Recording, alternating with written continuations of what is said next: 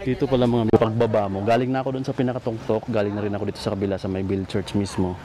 Meron pala sila dang mini fan dito. At makikita mo dito yung malalaking piraso ng tilapia. Oh. Ayan o, ay pinakamalaki dito. Oh. Siguro lang pa 1 kilo na yung laki niyan. Ayun, natataba oh. Kita nyo ba? Ito yung may pinakamalaki dito. Dami nila. Tapos sa kabilang side, meron pa dito. Mas maliliit yung mga nandito. Medyo maliit. Pero may malalaki din pala. Paglagusan lang pala yan din. Tapos meron pa din, oh. Tapos meron parang Buddha dito, na maliit. Tapos may mga nag-ano ng coins din dito. May mga nag-hagis dito. May mag-wish si Kuya. Sayang, muntik na. Dapat ma-shoot doon. Dapat ma-shoot eh. Ayan, may wishing wheel dito. Dapat ma-shoot doon, oh. May parang nakabuka na. Para pa lang ano to? Malapit. Parang Nababa ng ano, palaka. Ay, malapit to boss, kunti. Ayun, may wishing wheel doon. Ayun, mga pabalik na din tayo. Ito yung pinaka, diba ito? Ito yung pinaka ano nila, parang simbahan ng Chinese. Ito.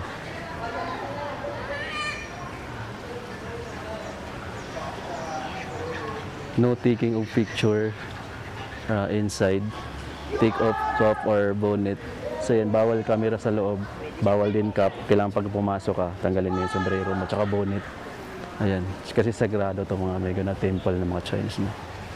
Tapos may donation box din dito. Tapos sa labas is may mga ayan, figure ng dragon.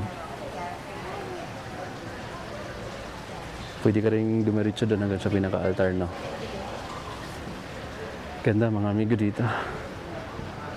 Tapos balik tayo dito. Itong baba ng nito, ito kasi yung pinaka-entrance eh, itong arc na to. Pagbaba mo dito, ito na yung parking lot. Tapos tatawid ka lang ng bridge doon, oh.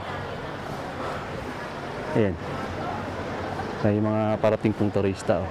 Pagka gusto mo ng mga amigo ng hindi masyadong tao, hindi masyadong crowded, weekdays yung magandang pumunta rito. Pero kung gusto mo talaga ng weekend, expect na lang na mas maraming tao dito. Kasi siyempre, walang pasok.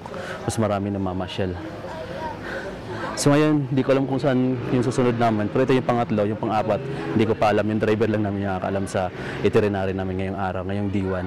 So yan mga amigo, sa susunod naman tayo.